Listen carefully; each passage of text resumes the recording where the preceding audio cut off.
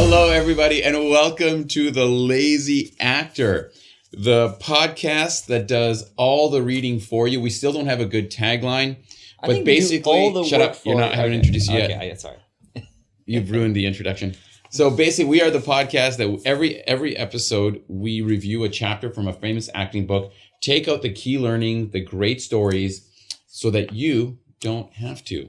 With me, ruining the podcast, as always, because he ruins everything, because he's French, is Florian Francois. Hello, I can say hi now. You already did. Okay, no, I didn't say hi. I interrupted you. That's not the same. That's true. So Florian is, of course, an unemployed actor, as am I. Fun employed actor, as am I. And he's going to be our guest today. And we are covering, Florian, today, Guidepost number 4 from the amazing book Audition by Michel Shurtleff. This is the first acting book I ever read when I first decided to become an actor. And I think a lot of the things he talks about in here still hold up. But I am going to say something. I'm going to say something about this book. And what I'm going to say is, you know, sometimes you have these memories of great movies and you're almost scared to watch them again because it's going to ruin it for you. I'm experiencing a little of that with this because reading it for the second time, there's so much right in here. But the number one thing I'm going to bring up, and this is a big thing for me, is it's all ideas and very few tactics. So what I mean by that is this is a great book that tells you that you should be doing this and you should be doing that. And you're going to see that here, but they don't go that next step into how. And I actually remember watching a video with Michel Shurtleff on acting.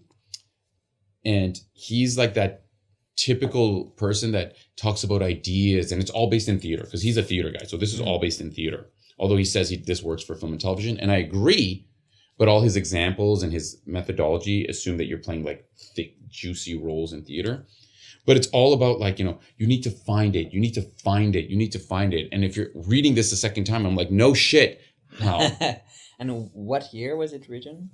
So this was written in, I'm going to say like 1984. We talked about it in the first episode.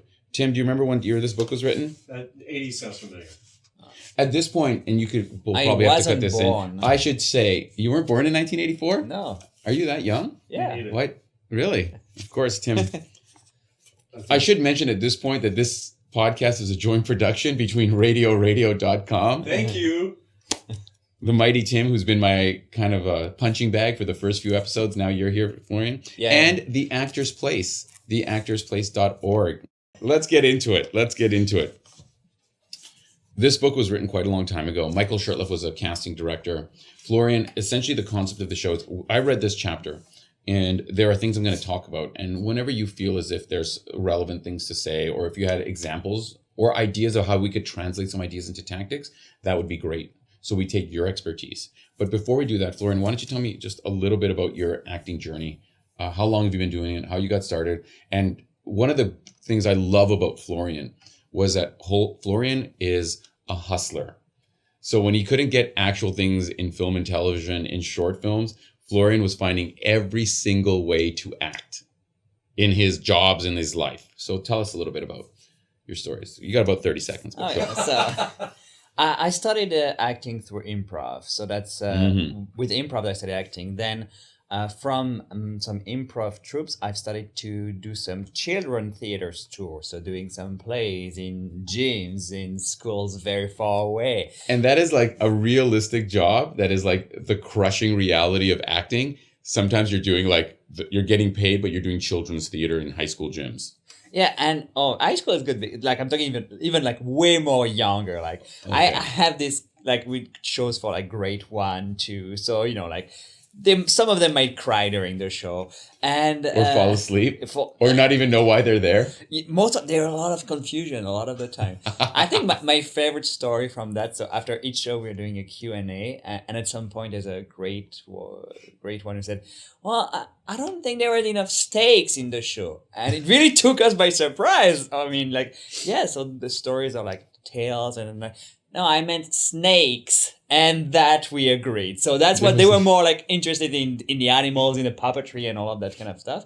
But the stakes could have been higher. I mean, what do you want from the other person? No, they wanted snakes. They wanted more snakes. There were just one snake in the story. And I agree. I love snakes. Could you imagine? It's like, I really felt you weren't connecting with your scene partner as much as you could have been. And you should have been fighting for what you wanted more. And you'd be like, thank you, grade 2-year-old child. And then you have the other one like, are you more like Stanislavski? Like, where it was your want? What was your get? So a lot of notes from children for acting. So that's always good for your self-esteem. Then after like children theater, I've started to do some commercials, some docudramas, indie shorts. So I've done like all the roads where I was applying to anything, do a lot of student films, unpaid work. And then the biggest thing that I did, and you mentioned, was starting to creating my own work. So I wrote a short with another actress called Rencontre for TAPFest, organized by the Actors Place. Okay, hold on. At this point, I should jump in because no one understood that word you just said. So just for fun, can you say it with your best English sounding, like North American English accent? The Rencontre? Rencontre. We'll put a link to it. Rencontre. R-E... So this is a French word because that's a movie in French. It's a French word. Rencontre means meet. Yeah, encounters. Like so like that's the story. To meet someone. Yeah, that's the story of a French tourist that arrived to Toronto and meet this homeless girl in a park, and they spend some time together. It's a pornography film. I should at this point clarify that it is a pornography film. I'm just kidding, but it was. I'll tell you something, and this is something I always say. I have this side life as a dancer as well. And when I'm working with performance teams, I'll tell them, what kind of applause do you want? Do you want that polite, I'm here to support you applause? Or do you want that excited, I was entertained applause? And when I saw Rencontre, I saw it in a theater with about maybe 100 other people. It was a small theater. And we all applauded because we were entertained. And in fact, I don't know if this is a good thing or a bad thing, but we all commented about how we were surprised at how good it was. We were surprised at how into the characters, into the story we got. If they want to go on YouTube, because it's available now, the whole film, it's a bunch of short film, it's cut into little parts. Actually, yeah. So what we did, so that was the short film. And from the short film, we got a deal with a network, Bell 5 TV, to adapt the series to adapt the short film into a series. So we had this 10-minute short film that then became like 10 episodes of about 10-15 minutes. Yes. With the same characters. So Sébastien, the French tourist, meeting a bunch of different people in Toronto. So from that we got a series. After. And then you pushed it like crazy. Yeah. So now. And of course, nothing happened after that, which is the crushing life of the actor. And it's still available on the Bell streaming services. I'm just kidding. It's a beautiful film. And then we also have all the episodes available on YouTube, and you'll put the link here. Yeah. So you can go to YouTube and search what, just in case. It's just find the link because it's rencontre and it's such a common word, so it's very hard to find. But no, because if you put rencontre on YouTube, you're gonna get a bunch of like how to learn French. Like rencontre means and how to pronounce, that's what it comes up. So, and I have also a funny story. So we have our Facebook page and so we haven't posted anything in more than 6 months in our page, but every other day we get someone who liked the page, and I guarantee they're just here to hook up. And they just like our page. So a lot of people desperate to hook up actually like our page. So I think we're close to 1,000 likes because of that. RENCONTRE. S. That's because there's more than ones. And do search that word movie. On series. Or series, yeah. And we'll post the link. And what I love about that story, and I know we're here to talk about chapters, but I think sometimes it's interesting to find about stories because nowadays, you're hustling more and more for your work.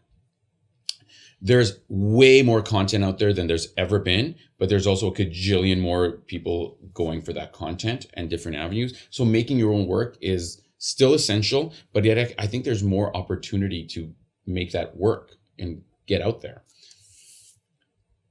Pippa Bianco is a director. You can look her up. She did a short film, and she sent it to the Sundance Film Festival, and she won the short film festival, and she got like $1 million something to make that into a movie, and it's called Share on HBO now. Wow. And that's just another story of how someone decided to make their own thing, but they decided to, after they made it, to push it, to really try and get it out to people. Because Florian was hustling. Florian and his partner were hustling the whole time. Florian went to Cannes. And didn't you also go to the one in Banff? What's that big thing in Banff? Yeah, so we've been invited for the Banff World Media Festival. Yeah. So which is like it's not a public festival, but there's a lot of It's all about producers and films all and the marketing industries, content. all the network in North America are getting there. So So once you made it, a lot of people make it and then they just start submitting to festivals, and they'll pay like hundreds of dollars to get it into a bunch of festivals, and then nothing happens. But taking that next level, because Cannes is more about producers. Most of Cannes is not a film festival; it's a trade show. Yeah, and the film market is the film market is the biggest film thing. market in the world. And then Banff is up there too, and you went to both of them and hustled your film. Yeah. And also, even there, it's also like about meeting people. Right now, I'm in development for another series with a producer that I met at Banff. So it's really, it's really just... And I think the most important about creating your own work is that as actors, we don't always work in projects we are passionate about. I mean, we're always happy to get... You can't always get that children's theater money. Yeah. Right? You can't always be playing the big dragon for 4-year-olds. Yeah. So that's the dream. When you create your own work, you're doing things about what you're passionate about, and that's also not only it can showcase your talent and your voice, but also you're working something you care for. So so I think that's why it's so important. And what else is important, according to Michel Shurtleff, is humor, which is this week's topic. Tim, did you find out when this book was written yet? 1979. 1979 this book was written? Mm-hmm. Now, here's Were you born? Yes. Here's another thing that I want to talk about before we get into this book, because I think there's an opportunity here. This is a great book, and I really recommend it. All of the examples are from theater from the 1970s and early 80s. Dale Carnegie wrote a book, How to Win Friends and Influence People. It became a huge success. Everyone's probably heard of this book. But they did another book in like 1999 or 2000, 2001, which was the same book with updated examples, because he had written in the 30s and 40s. This book needs that, and you're going to see that here. Humor is not jokes. It is that attitude towards being alive without which you would long ago have jumped off a 59th Street bridge. Humor is not being funny.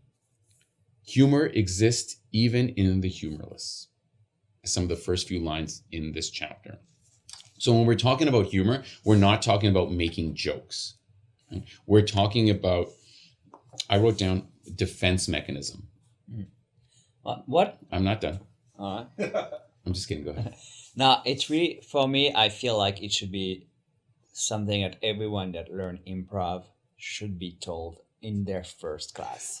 One of my first acting classes, it was in an acting intensive program, and they tried to do improv, and no one could get past like crying or being raped or having an abortion. That was like what kind of class was that? It wasn't, because here's the thing: as actors, everyone wants to like explore their trauma and cry. And the guy kept, and I remember he kept trying to like throw curveballs to make it fun, and no one would leave it alone. And I think that's why I think you're so right. Doing improv at an improv school to learn humor and timing and listening is a great step for all actors to follow. And either at the same time as you're doing an acting class or before or after. And I would also add that, in the other hand, I've seen a lot of beginner improviser who were just doing improv for the joke. So you start a scene where there's reality, there's something going on, but instead of exploring the relationship between the characters, it's just about getting jokes. Most of the time, sex or poop jokes. But it's also like what works in improv is to create a reality with kind of where the situation is fun. The situation, and it's the fun and the humor comes from the behaviors, come from the relationship, not from the jokes. And that's literally what he's talking about. Yeah, he's talking about the humor. The humor comes from, instead of trying to be funny, it's the situation is funny, or how you react to the situation is funny. He says, we try in life to put humor everywhere. And I know for ourselves, when we do our meetup group, and we're up there and people are giving us feedback and stuff like that, there's a few of the veteran actors, and I'm guilty of this too, that we keep cracking jokes because the awkwardness of having someone watch you is so hard. Do you know what I mean? Absolutely. Like, And in the super serious situations like breakups or super stressful situations, we're always trying to find moments to break that seriousness. mm-hmm. And it's also like I found like this week actually I was working on this scene in one of my acting class where I was literally, my sister got murdered and I was suspect of the murder, and the way and I was not crying, but like think about the situation and like kind of like, yeah, I guess the only thing I can do is just like go in the woods and kill myself. And just having this, when people are desperate, most of the time they have this shackle, this thing where just like it's so crazy. What the it's not just crying like in your emotion. Yeah, when you're desperate, you shackle. You have this thing like stressful situations, that can be a real nervous response. Yeah. And one of the things he talks about is how actors typically their first few decisions will take away humor from a serious scene. So he says, I note actors not using humor on stage who are perfectly capable of expressing it in their day-to-day lives. They simply don't know what it is because they've never thought about it. And that whole concept is true, that because it's a dramatic scene or people will tell you it's dramatic, so you're like, okay, therefore we have to be very serious and dramatic. But real life is dramatic. Real life has stressful situations that we're constantly trying to add humor to. Mm-hmm. One of the reasons comedies are so often unamusing, and this is exactly what you just said, is because the actors are working hard for jokes instead of finding the real life humor. Fargo is a great example, both the movie and the TV show, of finding incredibly weird, awkward, funny moments in very serious situations. I think of, here's one of my favorite examples. What's that Martin Scorsese film with Jack Nicholson and Leonardo DiCaprio and Mark Wahlberg? Departed. The Departed. There is this moment where Jack Nicholson reaches under the table to grab a gun and to point it at Leonardo DiCaprio, and the way he does it, I'm going to do it for the camera if I can do it, but he kind of like, he has this kind of moment of like, ugh, I know, right? God damn it. Like he has this kind of like, ugh, I think I taped this too hard. Like, give me a second here. And then he pulls out the thing, the gun, and just points it at him like, look at that, right? Took me long enough to get the gun out. Like that kind of expression on his face. That was brilliant humor in a very, very serious scene. And I thought about it as a primary example of humor is not funny, but there's humor in serious situations. I've read an interview of a French actress named Marina Foïs, and she was saying that when she's in a comedy, she plays drama. She acts dramatically. And when she's in a drama, she plays comedically. That was her technique, and there's something like stuck in my mind, and I think it's very interesting because you need, in comedy, you need the straight man and more committed to you. Like if you're in a comedy and you are really invested, you are really like what's happening is real for you and it's not a joke. This is where the comedy is coming from. If you take whatever's happening to you in a comedy as a joke, that's not going to be funny for everyone because okay, it's doing its bit, it is a joke. But if you actually, like if it's a slapstick comedy, if you really getting hurt and like it really hurts because you just fall to the stairs, you just got a thing in your face. That's like when you think about Home Alone, for instance, like Joe Pesci and Daniel Stern, they're playing it seriously, like in their suffering. They playing the joke is the trap. Yeah, right. It's playing it real, and I think that's a very good point. And one of the other things that made this chapter a little bit, because that's a good example, a modern example that most of us will understand and know. This is why I think this book needs an update. So here's his examples of actors finding humor. The Lion in Winter, the remarkable performances of Katharine Hepburn and Peter O'Toole. I'm aware of those names, but I have no idea what The Lion in Winter is, and I couldn't probably picture Peter O'Toole and Katharine Hepburn. I know the actor. Or Hepburn and Bogart in The African Queen. I mean, everybody knows that. And maybe 20 years ago they would have. Cary Grant, Carol Lombard, Clark Gable. Tim, you probably know these people. He was in school with them. Yes. Isn't it their humor that made him so likable? Figures like Robert Redford, Paul Newman, or Barbra Streisand.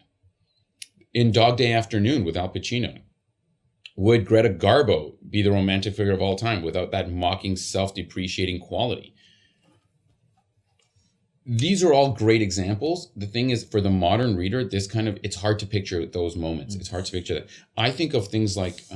I'm thinking about The Office, for instance, because that's something like a lot of people... I think The Office is a good example of of something modern where the characters, especially because of the mockumentary format, like in Michael, you can they play real. Well, one of the things I was thinking about here was certain actors. So, for example, who's I'm just the worst with names with people. She's like probably one of the most famous actors out there right now. The Scarlet Witch. No, not the Scarlet Witch girl. The Black Widow. Oh, Scarlett Johansson. Scarlett Johansson. Yeah, it's Scarlett. Scarlett Johansson, and then the redhead who's also really famous, with big green eyes, and she was in the dancing movie with one of the Ryans, Ryan Gosling, and the dancing movie. Emma Scott. Is it Emma Stone? Emma Stone. Yeah. Those are two actors that are very sexy, but have a humor even in serious moments. Sure. Jojo Rabbit, the humor that Scarlett Johansson had was what made it stand out, her character stand out to me. Tim, can you look up, was Laurence Olivier in Troy? Look that up. Who played King, the King of the Anthony Trojans? Hopkins? No, it wasn't Anthony Hopkins.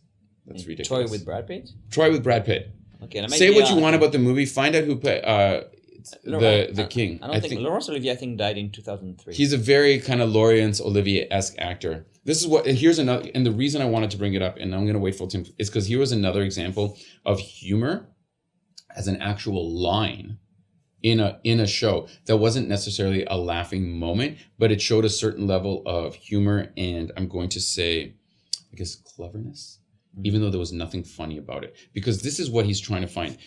Humor is a defense mechanism. Okay. So which movie are you looking at? Troy, Tim. I said that already. You see what I have to work with here? You see what I'm working with? Radio.com is what is the site that you want to go for all your podcast needs. Yeah. Podcast needs, not IMDb research needs. That's right. You had one job today, Tim. Well, apparently I've got research. 7. Is King Priam? Is it King Priam? I don't know. I want to say Anthony Hopkins. It's fully not Anthony Hopkins. If it's Anthony Hopkins, this has got to get cut. Peter O'Toole. Peter O'Toole, who was another actor referencing. Yeah. So Brad Pitt is in the scene with Peter O'Toole, and he says basically Peter O'Toole is asking him to give him back his son because he's got the corpse of Hector, and he says, "What good would it do? You'll still be my enemy in the morning." And Peter O'Toole looks at him and goes, "You are still my enemy now." And that's kind of the kind of thing that you could read that as humor, as a clever man saying something kind of clever, but he said it dead serious, and it was nothing funny in the moment. But that line stuck out to me when I thought about humor that isn't funny, a real human behavior as a defense mechanism. That is how humor can be used in situations. And then that's the end of the chapter. And so here goes back to the idea that I talked about at the beginning. Great ideas, zero tactics. Mm-hmm. How to find humor. So let's do some tactics. And Florian, you touched on one. Improv. No. Oh, okay. Let me finish. Because it wasn't your idea, it was a successful actor's idea. Who's the French actor you were mentioning? Marina Foïs. Marina Foïs, yeah. So someone who's much better than you. Yeah, she. Exactly. As an actor. Yeah. As an Not actor. as a person. Not as a human being. As a human being, you are good-ish. Yeah. So, no, but here's the tactic. When you said this, and improv is definitely a tactic. Improv as a skill for actors in general. It's a must. It's a must. But here's the other logistical reason. If you have a solid, and not like a one-day workshop, but if you've actually graduated from an improv program, a Second City, for example, Instant Theater, Upright Citizens Brigade kind of program, as a beginner actor, that instantly puts you into the running for all commercials and all little one-liners where they need a little comedic break. Because that's when I went to take improv at Second City, virtually every teacher who was a working actor, quote unquote, they like 99.9% of them, all they did was commercials. Because improv is like first in the door for commercials. So it gives you a skill set, but it also makes you logistically more advantageous and considered in commercials. Yeah. But I also like, I think like more and more like improv is like, I agree, like when you're starting it all very commercial casting director are looking for improvisers, but more and more like when you look at all the comedies on TV, all your Brooklyn Nine-Nine, all of the shows on Comedy Centrals, most of the time it's also the top improvisers of the US or They're all graduates of improv programs, and they all, because they work together. So I mean, I could spend like 2 hours talking about the value of improv, but this is not what we're here to talk about. No. So the idea is improv is one tactic you can use. That's a generic skill set, and there's a logistical reason for it. But let's go into actual tactics to end this podcast episode. Tactic number 1, play comedies like dramas and play dramas like comedies. Tactic number 2 is something that we do at our meetup all the time, is playing things like you're happy for the whole scene, and then playing things like you're really upset for the whole scene, and doing the entire scene in 5 or 6 different emotional states.